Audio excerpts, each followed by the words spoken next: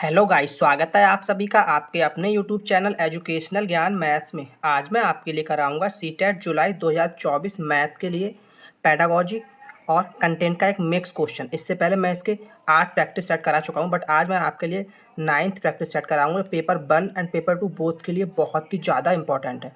अगर आप एग्जाम से पहले एक बार ये सारे प्रैक्टिस सेट देख कर जाते हैं तो आपको मैथ में इससे बाहर कोई भी क्वेश्चंस नहीं मिलेंगे। तो चलिए आज की क्लास को स्टार्ट करते हैं। देखते हैं क्वेश्चन नंबर 1। क्वेश्चन नंबर 1 में दिया है प्रेक्षणों 3, 9, 11, 16, 19, 12, 18, 30, 19, 25। ये इसने कुछ प्रेक्षण दिए हैं, कुछ आंकड़े दिए हैं। इनका बोला है माध्यक, परिसर और बहुलक का माध्य क्या होगा। तो इस टाइप के कई सारे क्वेश्चन हमें सीटेट एग्जाम में पेपर 1 एंड पेपर 2 दोनों में देखने को मिलते हैं। तो चलिए इस क्वेश्चन को सॉल्व करते हैं। अगर आपको इस टाइप का क्वेश्चन एग्जाम में देखने को मिलता है तो आपको फर्स्ट करना क्या है, आप माइंड में, मैं कुछ स्टेप बताऊंगा वो अपने माइंड में हमेशा याद रखें इस टाइप के क्वेश्चन के लिए। सबसे पहले हम जो इसने आंकड़े दिए उन्हें हम चेक करें क्या वो आंकड़े आरोही या अवरोही क्रम में अरेंज किए हुए हैं। अगर नहीं किए हुए हैं तो हम उन्हें अरेंज कर लेंगे। अब यहाँ हम देखते हैं 3, फिर 9, फिर 11, फिर 16, फिर 19, बट यहाँ पे 12 इसके बाद आ रहा, मीन्स ये जो असेंडिंग ऑर्डर में अरेंज किए हुए नहीं है। तो हम इसके लिए एक बार असेंडिंग ऑर्डर में अरेंज करेंगे। तो जब इसे हम अरेंज करेंगे तो कैसे करेंगे, यहाँ पे 3 आएगा, देन 9, 11, 11 के बाद 12 आ जाएगा यहाँ पे, 12 के बाद क्या आएगा यहाँ पे 16, 16 के बाद 19 है, बट 19 दो बार, एक तो 19 ये है और एक 19 ये है, तो 19 और फिर से 19, सॉरी यहाँ पे एक टर्म रह गई है। 16 के बाद यहाँ पे एक टर्म आएगी 18। ठीक है, बस यही थोड़ा अरेंज जो करना है आपको ध्यान से करना है, क्योंकि 16 के बाद यहाँ पे 18 है, फिर 19, फिर 19। ठीक है, नेक्स्ट 19 के बाद यहाँ पे क्या दिया है 25, देन 30। ठीक है, तो फर्स्ट स्टेप हमारा क्या है, इनको आरोही या अवरोही क्रम में अरेंज करेंगे, असेंडिंग या डिसेंडिंग ऑर्डर में। अब यहाँ पे हमने जब इसे अरेंज कर लिया किसमें, आरोही क्रम में,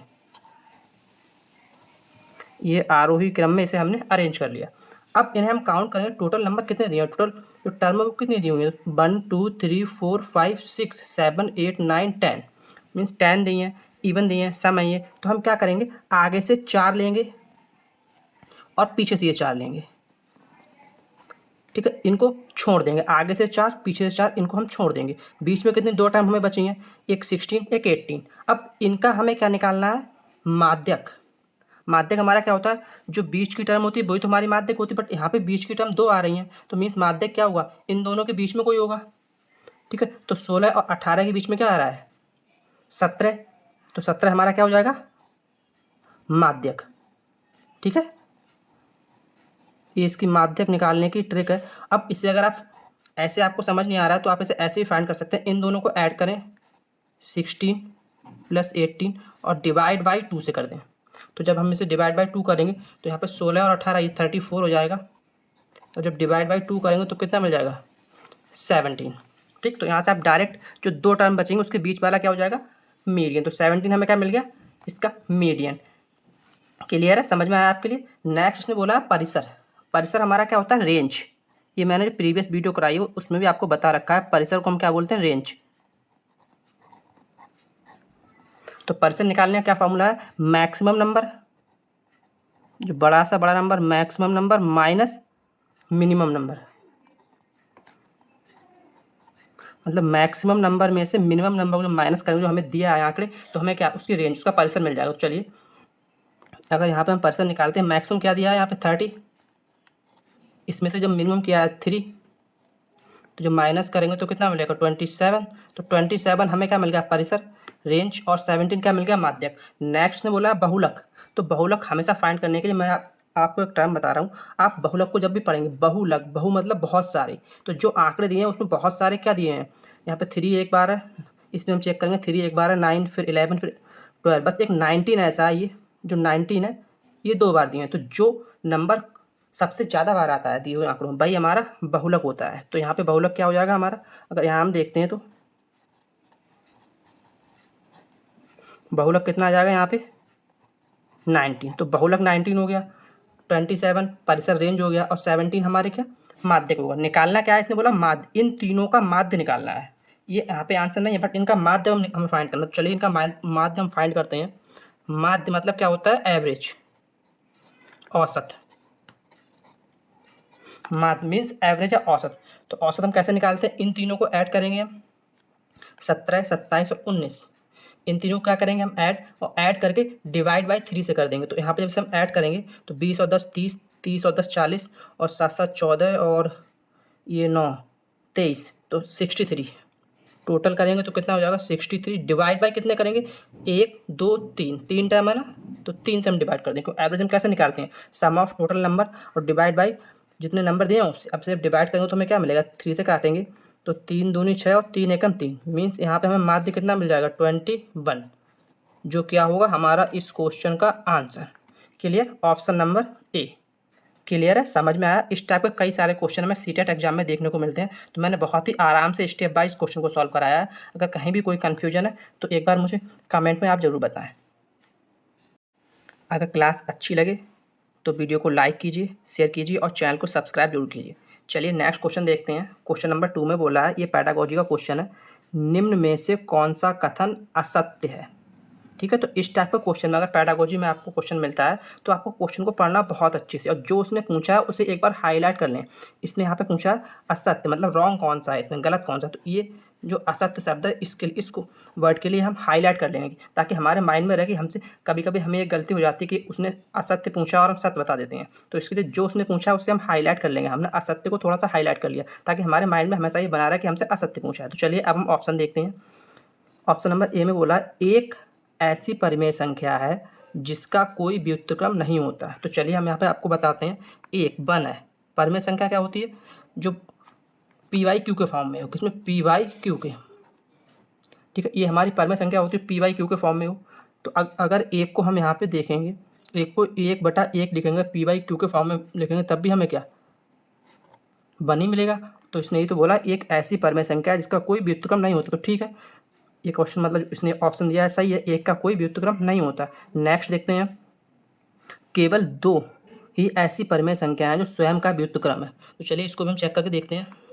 इस वाले के लिए यहाँ चेक करके देखते हैं, केवल 2 ही, एक तो 1 हो गई, 1 का व्युत्क्रम क्या हुआ, अगर 1/1 हम लिखेंगे तो 1 ही मिलेगा। अब सेकंड जो अगर -1 का अगर हम व्युत्क्रम लिखेंगे तो -1 को अगर -1 का हम व्युत्क्रम तो 1/-1 लिखेंगे, तो यहाँ से हमें क्या -1 मिलेगा। व्युत्क्रम ये हुआ, इसका व्युत्क्रम बनो तो 1 का व्युत्क्रम 1 मिला, और -1 का व्युत्क्रम -1 मिला। तो यही तो इसने बोला केवल 2 ही ऐसी परिमेय संख्या है, कौन कौन सी, 1 और -1, जो स्वयं का व्युत्क्रम है। तो ये भी इसने सही बोला, ये भी मतलब सही है। नेक्स्ट ऑप्शन नंबर सी देखते हैं, 8/9 का गुणात्मक प्रतिलोम -9/8 है। चलिए इसको हम देखते हैं सी के लिए। सी ऑप्शन देखते हैं, इसने बोला 8/9 का कौन सा निकालना है, गुणात्मक प्रतिलोम। तो गुणात्मक, अगर कभी भी हमें किसी भी नंबर का गुणात्मक प्रतिलोम निकालना हो तो हम करते क्या, जो नंबर दिया है उसको उल्टा करके, इस नंबर को उल्टा किया हमने, और जो नंबर गिवन है उसमें मल्टीप्लाई करा। तो गुणात्मक प्रतिलोम क्या हो जाएगा, इसका उल्टा करेंगे 9/8। ये 8/9 का गुणात्मक प्रतिलोम 9/8 होगा, ना कि इसने दिया है -9/8। तो यही हमारा क्या है, गलत। तो यही क्या हो जाएगा हमारा इस क्वेश्चन का answer, option number C. Clear है। नेक्स्ट हमें चेक करने की जरूरत नहीं है क्योंकि इसने असत्य पूछा है, तो ऑप्शन नंबर सी क्या हो जाएगा इस क्वेश्चन का राइट आंसर। क्लियर है। चलिए नेक्स्ट क्वेश्चन नंबर 3 देखते हैं। आंकड़ों 4 3 2 2 7 2 2 0 3 4 4 के परिसर, बहुलक और माध्यिका का माध्य हमें फाइंड करना है। तो ये फिर से कंटेंट वाला क्वेश्चन आ गया, और इससे जो प्रीवियस मैंने क्वेश्चन कराया है फर्स्ट वाला, सेम उसी कॉन्सेप्ट पे ये क्वेश्चन है, क्योंकि इस कॉन्सेप्ट पे हमें कई सारे क्वेश्चन एग्जाम में देखने को मिलते हैं। तो चलिए इस क्वेश्चन को सॉल्व करते हैं। मैंने क्या बताया, इसका फर्स्ट स्टेप क्या है। इस टाइप का क्वेश्चन में करना क्या है, जो हमें आंकड़े दिए हैं उसके लिए हमें आरोही क्रम में अरेंज करना है, जो हम बोलते हैं असेंडिंग ऑर्डर में, आरोही क्रम या असेंडिंग ऑर्डर, असेंडिंग ऑर्डर। ठीक है, इसमें जब हम इसे अरेंज करेंगे तो सबसे छोटा कौन है, 0, देन आता है 2, फिर से 2 2 2, क्योंकि 4 बार 2 है, 2 यहाँ है, 2 यहाँ है, देन 3 3, फिर 4 4 4, अब क्या रहेगा एक 7। ठीक है, इसे हमने क्या असेंडिंग ऑर्डर में आरोही क्रम में अरेंज कर लिया। फिर हम इसे काउंट करते हैं, टोटल नंबर कितने हैं, 1 2 3 4 5 6 7 8 9 10 11, कितने हैं 1 2 3 4 5 6 7 8 9 10 11, ठीक है 11। अब यहाँ पे क्या हमें माध्यिका निकालनी है। माध्यिका क्या होगा, सबसे बीच वाला माध्यक। तो यहाँ पे हम अगर 5 यहाँ से छोड़ देते हैं और 5 इस साइड से, 1 2 3 4 5, 5 नंबर आगे से और 5 नंबर पीछे छोड़ो तो माध्यिका का 3 हमें क्या मिल गया माध्यिका। तो माध्यिका कितनी हो गई 3। नेक्स्ट क्या निकालना है परिसर। तो अगर परिसर यहाँ पे फाइंड करते हैं रेंज, परिसर जिसे हम क्या बोलते हैं इंग्लिश में रेंज, क्या होता है मैंने आपको बताया मैक्सिमम माइनस मिनिमम। मैक्सिमम कितना है 7, मिनिमम कितना 0। तो यहाँ से हमें रेंज कितनी मिल जाएगी 7। और नेक्स्ट क्या रहेगा बहुलक। बहुलक, बहुलक को मैंने आप जब भी बहुलक निकालो तो आगे जो वर्ड दिया है बहु, बहु मतलब बहुत, जो सबसे ज़्यादा है। तो सबसे ज़्यादा क्या है 4 बार 2 दिया है, तो बहुलक कितना हो जाएगा 2। अब निकालना क्या है इन सबका माध्य, इन सबका माध्य निकालना है एवरेज। तो एवरेज कैसे निकालते हैं, जो नंबर है उन सबको ऐड करो 3 + 7 + 2 डिवाइड बाई 1 2 3, 3 से इसे डिवाइड करेंगे तो कितना हो जाएगा 7 और 3 10 तो 12 डिवाइड बाई 3। तो यहाँ से कितना मिल जाएगा 3 एकम 3 3 चौक 12 4 क्या मिल जाएगा हमें इस क्वेश्चन का answer option number C. Clear है, समझ में आया। वीडियो अच्छी लगे तो वीडियो को लाइक एंड शेयर जरूर कीजिएगा और चैनल को सब्सक्राइब कीजिएगा। चलिए नेक्स्ट क्वेश्चन देखते हैं। क्वेश्चन नंबर 4 में बोला है तीसरी कक्षा की छात्रा फातिमा को गणितीय व्याग्रता है। व्याग्रता मतलब यहाँ पे अगर हम इसे एक टर्म में लिखेंगे तो व्याग्रता का मतलब डर, मतलब डर है या उसके अंदर भय है, ठीक। एक गणितीय शिक्षक के रूप में आप उसकी व्याग्रता, उसका डर दूर करने के लिए निम्नलिखित में से क्या करेंगे। तो ये पैडागॉजी का क्वेश्चन है, अच्छा क्वेश्चन है और एग्जाम में आने की काफ़ी पॉसिबिलिटी है। तो चलिए इस क्वेश्चन को सॉल्व करते हैं। इसने ऑप्शन 1 में दिया है जो हमें फातिमा से, जो फातिमा है उससे स्व मूल्यांकन करने के लिए कहेंगे। स्व मतलब स्वयं मूल्यांकन, उससे हम कहेंगे कि वो खुद अच्छे से तैयारी करे और अच्छे से थोड़ा सा ध्यान दे। तो ठीक है, ये मतलब काफ़ी हद तक सही है, हमें सही लग रहा है कि उससे हम अगर स्व मूल्यांकन वो करेगी तो कुछ ना कुछ अच्छा सीखेगी। नेक्स्ट हम उसे देखते हैं, उसे अवधारणाओं को ठीक से समझाएंगे। अवधारणा मतलब हमारे प्लस माइनस के जो क्वेश्चन होते हैं उस टाइप के जो बेसिक से कॉन्सेप्ट होते हैं उसे हम समझाएंगे। तो ये भी ठीक है, जब उसके लिए ये छोटे से जो अवधारणाएँ अच्छे से उसकी नॉलेज होगी तो उसे गणित सीखने में ज़्यादा प्रॉब्लम नहीं होगी। तो ऑप्शन नंबर 1 और 2 ये तो हमें सही लग रहे हैं। अब ऑप्शन नंबर 3 देखते हैं, आप संपूर्ण गणित को हल करेंगे। नहीं, ये गलत है। अगर आप संपूर्ण गणित को हल कर देंगे तो बच्चा कुछ करेगा ही नहीं, वो कुछ सीखेगा ही नहीं। तो ऑप्शन नंबर 1 और 2 सही है। तो ये हमें किस ऑप्शन में मिल रहा है, ऑप्शन नंबर सी में। तो ऑप्शन नंबर सी हमारा क्या हो जाएगा इस क्वेश्चन का राइट आंसर। क्लियर है। चलिए नेक्स्ट क्वेश्चन देखते हैं। क्वेश्चन नंबर 5 में बोला है मान लीजिए कि निम्न आंकड़ों की जो माध्यिका है वो x है। इसने कुछ आंकड़े दे रखे हैं और इसने बोला है, हमने मान लिया कि इसकी जो माध्यिका है वो x है, ठीक है। यदि इन आंकड़ों में 6 को 19 से तथा 13 को 31 से प्रतिस्थापित कर दिया जाए तो इस प्रकार प्राप्त आंकड़ों की माध्यिका y हो जाती है। तो 3x - y की हमें वैल्यू फाइंड करनी है, क्या होगी। तो ये एक अच्छा क्वेश्चन है और इस टाइप का क्वेश्चन एग्जाम में आने की काफ़ी पॉसिबिलिटी है। चलिए इस क्वेश्चन को सॉल्व करते हैं। सबसे पहले क्या करना है, हमें इन आंकड़ों को आरोही क्रम में लिखना है। तो चलिए इन आंकड़ों को अगर आरोही क्रम में हम लिखते हैं तो क्या मिलता है हमें, आरोही क्रम में इनमें सबसे छोटा क्या है 5, देन 6, 5 6, फिर 7 है, 7 फिर 7 5 6 7 8, फिर क्या है इसके बाद 5 6 7 8 9, 9 2 टाइम है तो 9 9, 9 के बाद क्या आएगा इसमें 11 है, फिर 13 है, 14 है, 15 2 टाइम है, फिर उसके बाद 16 है। 16 से बड़ा कुछ है नहीं। अब इन्हें हम काउंट करते हैं कितने हैं 1 2 3 4 5 6 7 8 9 10 11 12, 1 2 3 4 5 6 7 8 9 10 11 12, ठीक है। 12 है मतलब इवन है, सम है। हम क्या करते हैं अगर इवन होता है आगे से 5 ड्रॉप कर देंगे, 4 एक 5 और पीछे से 4 सॉरी 5, तो 5 आगे से छोड़ दिए, 5 पीछे से छोड़ दिए 10, बीच में जो बचता है 9 और 11। अब जो माध्यिका मतलब बीच का अंक, तो बीच में 9 और 11 के बीच में क्या आएगा यहाँ पे 10, तो ये हमारा क्या होगा माध्यिका। ठीक है। बट इसने बोला इन आंकड़ों की जो माध्यिका है वो x है, तो हमारे अकॉर्डिंग 10 है, तो x बराबर क्या मिल जाएगा हमें 10। क्लियर है, समझ में आया। अगर हम माध्यिका यहाँ पे निकालते क्या करते हैं, इन दोनों को ऐड करेंगे, डिवाइड बाई 2 कर देते हैं, तो वहाँ से हमें 10 ही मिलेगा।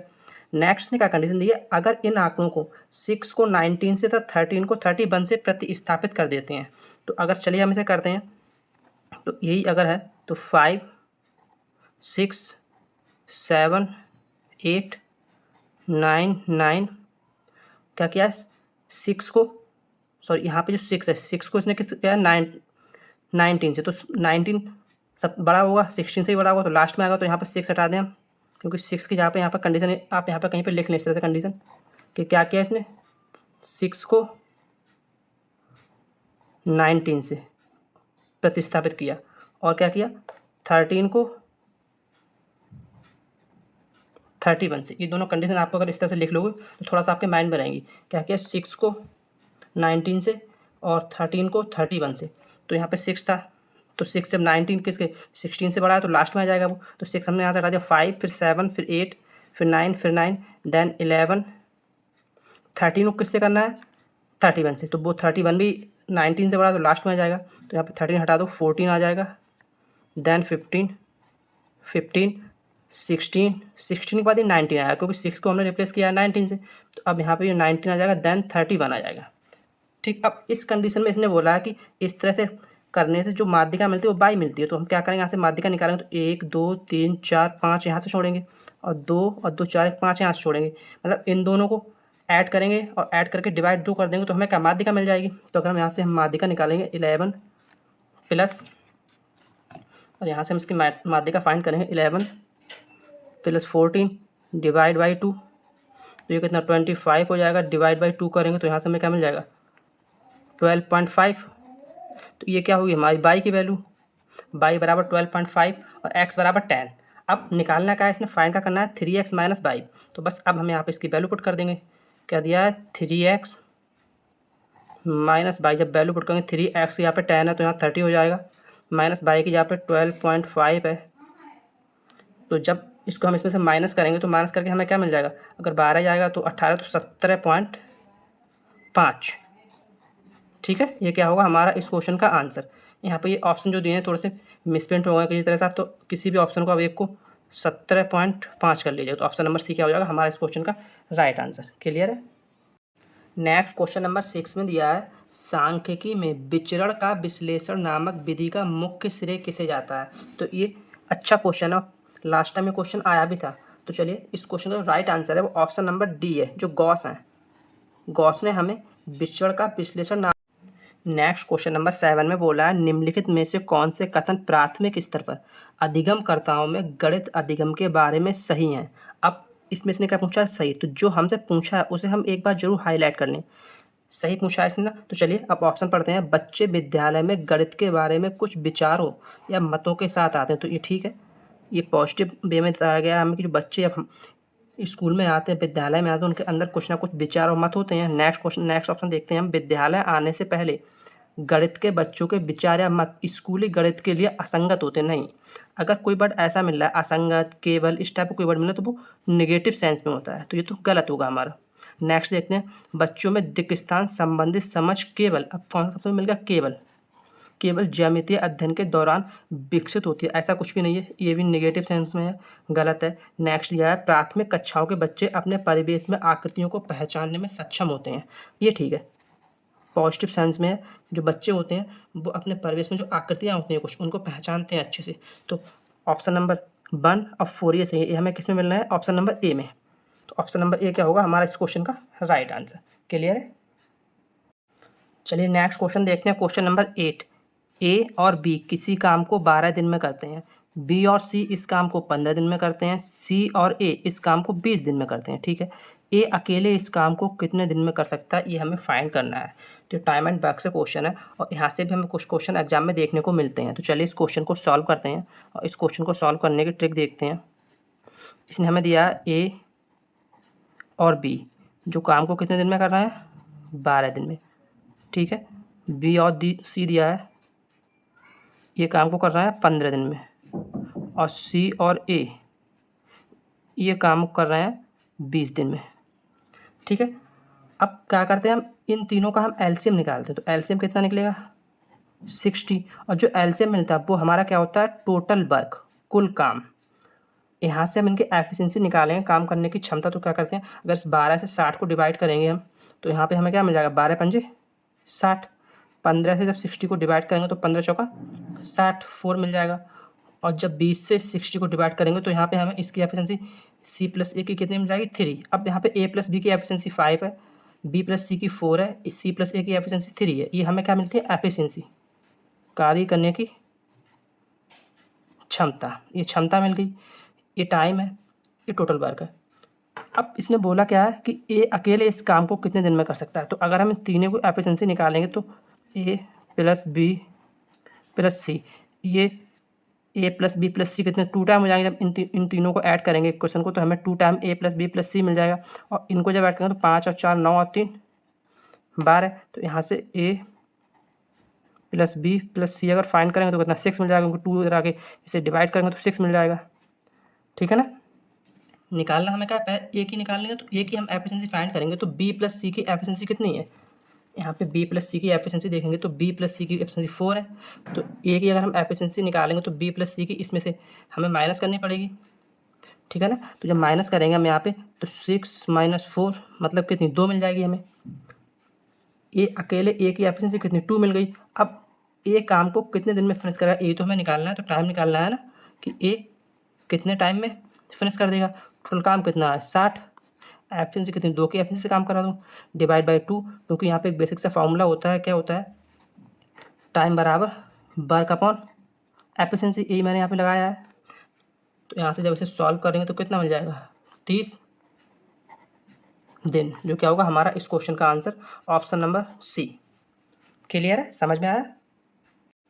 चलिए देखते हैं नेक्स्ट और आज की इस क्लास का लास्ट क्वेश्चन। क्वेश्चन नंबर 10 में बोला है एक वर्ग का क्षेत्रफल जिसकी एक भुजा 8 सेंटीमीटर है उस आयत के क्षेत्रफल के बराबर है जिसकी लंबाई 16 सेंटीमीटर है। तो इस टाइप का क्वेश्चन को हमें पढ़ना बहुत ध्यान से है। क्या दिया है इसने, स्क्वायर दिया है, स्क्वायर की एक भुजा दी है और जो रेक्टेंगल दिया है उसकी लेंथ दे दी है। बोला क्या है कि जो स्क्वायर है उसका क्षेत्रफल और आयत का क्षेत्रफल बराबर है। तो बस हमें यही देखना है यहाँ पे, अगर हम स्क्वायर का, ठीक है, वर्ग का अगर हम क्षेत्रफल निकालते हैं, वर्ग का क्षेत्रफल तो क्या होता है भुजा स्क्वायर, भुजा 8 दी है तो यहाँ से 64 सेंटीमीटर मिल जाएगा, सॉरी सेंटीमीटर स्क्वायर मिल जाएगा। लेंथ यहाँ पे इसने दे रखी है आयत की 16, और आयत का क्षेत्रफल क्या होता है L इंटू बी, ठीक है ना। L कितनी दे रखी है 16, ओके। बी हमें फाइंड करनी है, बट इसने कंडीशन क्या दी है कि आयत का क्षेत्रफल और वर्ग का क्षेत्रफल दोनों बराबर है। तो बराबर कितना हो जाएगा 64 सेंटीमीटर स्क्वायर। यहाँ से हमें बी फाइंड करनी है, तो यहाँ से अगर हम बी फाइंड करेंगे तो 64 डिवाइड बाई 16 हो जाएगा, तो 16 चौक 64। यहाँ से हमें बी कितना मिल जाएगा 4 सेंटीमीटर। क्लियर, समझ में आया, बेसिक सा क्वेश्चन था। तो इस क्लास में मैंने जो भी क्वेश्चन लिए हैं वो सभी सीटेट एग्जाम के लिए बहुत ज़्यादा इंपॉर्टेंट है। तो आज के लिए इतना ही, मिलते हैं कल एक और शानदार क्लास के साथ। थैंक्स।